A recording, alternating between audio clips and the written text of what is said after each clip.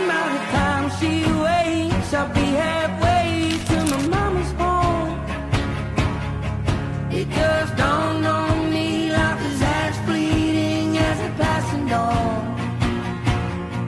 And it was my mistake, 'cause she never said a thing about Jesus. I miss my mother's southern drawl and her praying through the walls in the evening. Assalamualaikum warahmatullahi wabarakatuh. Adakah peranan utama mentor di sekolah? Peranan utama mentor di sekolah adalah sebagai pembimbing kepada anak-anak didik di bawah jagaan beliau. Di mentor di kelas kan? Okay, salam. Menti ni dikelaskan mengikut guru kelas lah. Di mana kalau guru kelas akan jadi mentor, jadi atau menti, murid tu jadi menti. Saya Sama.